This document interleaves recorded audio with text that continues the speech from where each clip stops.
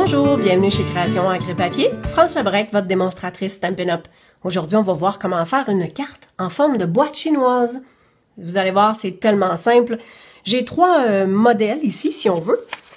Alors, à partir d'un papier 6 par 6, plié diagonal, et je me suis fait une mesure à 2,5 pouces pour venir faire ce rabat-là.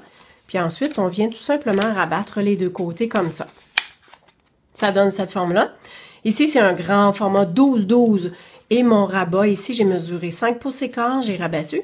J'ai ramené les deux côtés la même chose.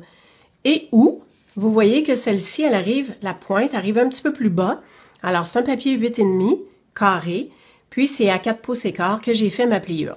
Alors, vous n'êtes pas vraiment obligé d'avoir des mesures et vous pouvez y aller un petit peu plus à l'œil. Je vous démontre.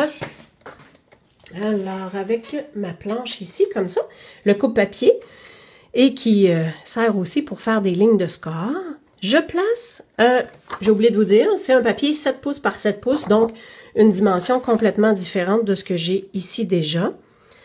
Je viens placer ma pointe dans la ligne de pliure, puis je viens m'assurer qu'en haut aussi. Je viens faire ma ligne de score, et avec mon plioir en os, on vient vraiment aligner notre papier comme il faut. Alors, maintenant, je pourrais mesurer environ ici pour savoir à quelle mesure je pourrais plier mon rebord. Par contre, je vous donne un truc. Vous alignez votre base de triangle, finalement, sur une ligne.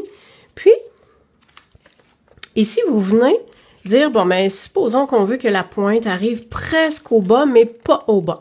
Alors, on vient s'aligner avec les lignes qu'il y a directement ici. Alors, ici, je suis un petit peu plus haut. Donc, je viens tasser jusqu'à temps que je vois que je sois pas mal droite. Tiens, je suis un petit peu plus haute de ce côté-là. Donc, vous voyez le principe. Et voilà, je viens faire ma ligne de pliure. Maintenant, je vous recommande de faire cette ligne-là de pliure en premier parce qu'après ça, vous avez juste à reprendre les côtés puis à venir vous accoter dans la ligne de pliure. Puis, vous venez refermer comme ça. Puis, on vient faire la même chose de l'autre côté.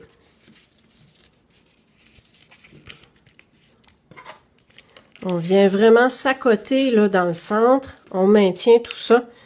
Puis avec le plioir, on vient faire nos plis. Et on ramène sur le dessus. On donne une petite courbe.